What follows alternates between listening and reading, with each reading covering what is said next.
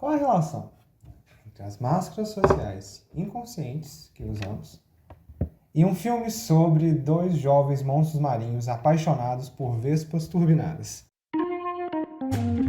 E aí, gente, meu nome é Henrique, aqui é o canal Analítica Hoje, canal de Psicologia Analítica, e hoje eu vou fazer uma análise psicológica de alguns dos elementos do filme Luca, que lançou recentemente. Então, caso vocês gostem de filmes, psicologia e análises, não se esqueçam de se inscrever e dar aquela curtida no final, caso vocês gostem. Lembrando que vai ter spoiler do filme, então caso vocês ainda queiram ver o filme, vão lá, depois voltem pra cá, ou então, se não se importarem com spoilers, vamos nessa. O filme Luca, filme da Disney Pixar, é um filme sobre Luca, um monstro marinho, que explora a cidade de Riviera, junto do seu novo amigo Alberto, que também é um monstro marinho, e Julia, que é uma menina que ele conhece na cidade. Pra quem já viu o filme ou viu os trailers, uma das coisas mais legais da animação é a capacidade da pele de Luca e de Alberto, cheio de escamas, se transformar numa pele humana assim que eles vão para a superfície. Nesse momento que eu vi isso, chamou muito minha atenção por toda a riqueza simbólica e psicológica que isso pode ter, de que assim que ele sai da água, ele se adapta. Mas por que isso? Primeiro,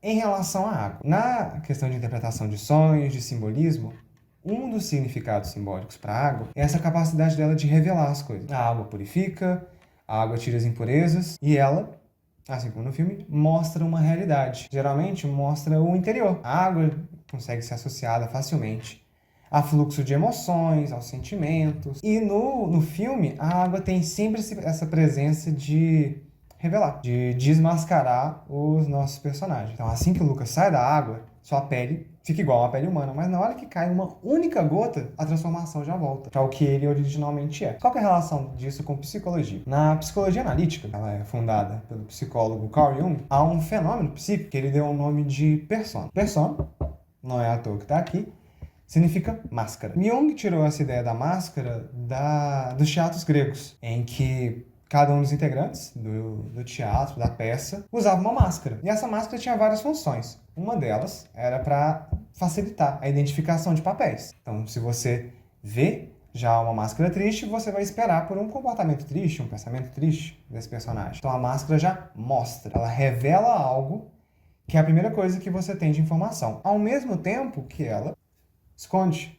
Então, por mais que a máscara mande uma mensagem do que aquilo é, ela também está escondendo algo. No teatro, ela está escondendo o rosto do personagem, mas ela também pode estar escondendo outras características da pessoa que não estão sendo usadas. No exemplo da máscara triste. E as emoções de felicidade, de angústia, que estão nessa pessoa, estão escondidas pela máscara. O que às vezes nos surpreende quando uma máscara triste começa a sorrir. Então, há essa possibilidade da quebra e esse jogo constante do que é revelado e do que é escondido a partir da máscara. Mas as máscaras não serviam só para isso. Elas também serviam para propagar a voz. Então, uma pessoa que está na última fileira conseguiria escutar. Então, quando os atores trajavam as máscaras, eles ampliavam o seu alcance. Mais pessoas os entendiam, mais pessoas os identificavam. Ao mesmo tempo que isso distancia novamente a voz da pessoa. É uma voz distante, às vezes com distorções. Então fica constantemente esse jogo duplo da máscara mostrar e esconder, da máscara ampliar e reduzir certas compreensões. E quando a gente fala máscara, no caso da psicologia analítica, nunca é só a máscara. É assim como no teatro, é o traje inteiro. Então essas diferenciações de papéis, não só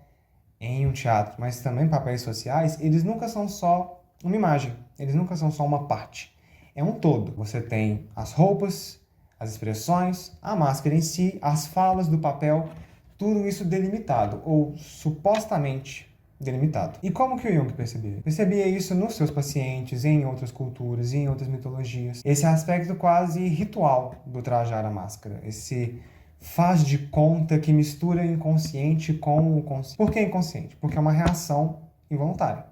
É irracional. Você não tem consciência disso. Quando você percebe, já está nessa adaptação, porque a sociedade tem seus papéis. Ou a sociedade que foi construída acabou tendo papéis que a gente tem noções conscientes e inconscientes dele. E por que consciente? Na hora que você traz uma máscara, as pessoas reagem já. Há uma expectativa do que esse papel vai te trazer. E junto com a reação das pessoas, você se vendo no espelho, ou se vendo numa própria autoimagem, você começa a entender também o seu papel. Tem a preparação antes, você tem um script, de certa forma, e na hora que você está usando o papel, você começa a ser usado também pelo papel. Então é essa constante dança entre o inconsciente e o consciente, em que às vezes você chega num grupo e você já começa a agir de uma forma sem tomar consciência disso, se adaptando ao tipo de linguagem que as pessoas usam ou o tipo de vestimenta, de comportamentos que eles esperam.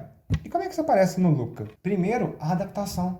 Ele não tem controle sobre a pele. Na hora que ela tem contato com o ar, ele se transforma. Então já é uma adaptação inconsciente. Depois ele percebe, e as outras pessoas também, e vão começar a esperar do traje, dessa pele humana dele, que ele comece a agir como um humano. Mas a água está sempre presente para mostrar que ele não é só um humano. Ou melhor, ele não é só o papel humano. Ele também tem o eu dele e o papel dele de monstro do mar. São esses aspectos constantes e é uma grande ameaça no filme inteiro. Ele já sai, ele já está se adaptando. É uma adaptação social, uma das coisas que o Jung percebeu. Essa necessidade humana de uma certa ordenação no caos das várias personas sociais, das várias personalidades, no meio de tantos trabalhos, ofícios, demandas, há uma capacidade humana, então é arquetípico do humano essa capacidade de tanto se adaptar ao falatório dos outros, como também, de certa forma, se dissociar, de ter uma seleção consciente e inconsciente de uma máscara para mostrar para o outro ao mesmo tempo que lida com ela ou não. Voltando para o lado social. Quando a gente vê, por exemplo, um policial fardado, você já espera certos comportamentos. Você pensa numa professora, num padeiro, você já consegue imaginar como eles vão se vestir, o que eles vão falar, como eles vão agir, como eles vão reagir. Então já tem esse álbum de comportamentos e imagens sociais para essas várias personas. Na hora que você escolhe uma profissão, você já começa, de certa forma, a dialogar com ele, sabendo ou não. E para diferenciar entre cada uma das atuações, o que é próprio de cada um desses grupos, a gente tem essa capacidade de compreensão, junto com os recursos imagéticos. Agora, eu poderia só ligar a câmera e falar com vocês e talvez vocês acreditarem ou não. Na hora que eu falo que eu estudo psicologia, eu tenho uma página no Instagram de psicologia, tudo isso vai criando já conexões internas. Vai já criando predisposições, compreensões que nem sempre a gente tem consciência. Por isso, inconsciente. Então, esse jogo do papel é muito presente para gerar confiança, para gerar uma certa expectativa e credibilidade. O próprio Alberto, quando o Luca chega lá na superfície e encontra com o Alberto, uma das coisas que o Alberto mais fala é: não, deixa comigo, eu sou especialista nesse assunto. Mas na hora que você escuta, você já percebe que ele não é tão especialista assim, mas é a adaptação que ele tem. É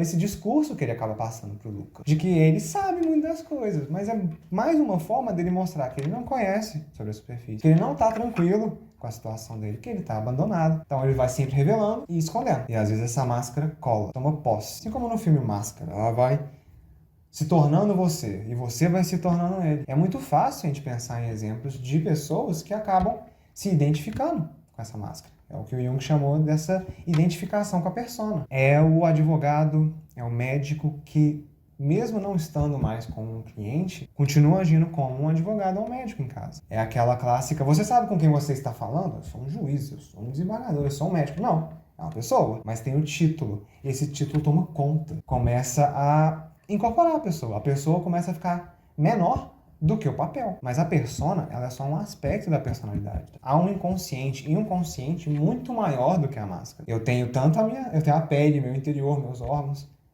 Isso de uma forma simbólica e real também. Por mais que a persona ajude na relação social, ela também pode acabar dificultando qualquer outro tipo de interação que não seja social. É como se, sei lá, o Batman fosse dormir com um bate-pijama, ou ainda trajado de Batman. Ou melhor, ele fosse, ou pior, ele fosse em algum evento trajado de Batman. A não ser que Bruce Wayne, na verdade, seja a persona dele. Mas aí já é uma discussão para outro momento. E como isso aparece no Luca? Tem um momento quase no final, que é o conflito entre Luca e Alberto. O Alberto estava ficando já enciumado da relação de Luca com Julia, a amizade que eles estavam formando, esses interesses em comum que ele e Alberto não compartilhavam e que Alberto não era especialista, e Alberto começa a querer voltar para a água, voltar para esse papel já conhecido, enquanto o Luca está bem enraizado já nesse novo papel dele. Eles brigam, vem a água e a água revela quem Alberto é. E Alberto vai para o outro lado. Ele não age mais como Alberto. Ele age como o monstro marinho que a sociedade de Riviera, cidade onde eles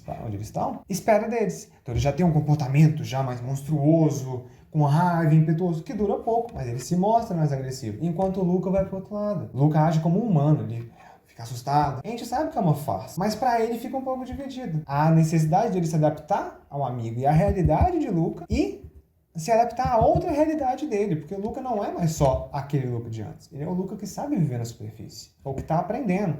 É um Luca que também sabe ser humano agora. O Luca tá identificado com isso. Afasta o amigo, ele o trai, mas logo em seguida a máscara cai. Ele revela. De uma forma ou de outra as coisas acabam descolando. E o Luca tem que lidar com essa verdade. Com a verdade de que ele também é um monstro marinho. Assim como ele também aprendeu a ser humano. Tanto que o conflito final da história só é resolvido quando eles aceitam esses dois aspectos. O aspecto humano, o aspecto de uma interação social maior, mas também o aspecto marítimo. Há também o monstro neles, o monstro marinho. Ele não é só um ser da água, ele não é só um ser da terra. E é a partir dessa união que ele, Alberto, consegue vencer o desafio, né? E com isso ele consegue ir para além do mar, para além da cidade, e conhecer novos horizontes. E mais uma coisa muito interessante do filme, que é rico de símbolos ao longo dele inteiro. E um deles que aparece logo no começo é um sonho que o Luca tem. E sonhos, na psicologia analítica, é um mundo infinito de significados, de conteúdos inconscientes e de verdades. E no filme em específico, tem um momento que ele tá indo com a Vespa, junto com o Alberto, e ele vai em direção à Lua.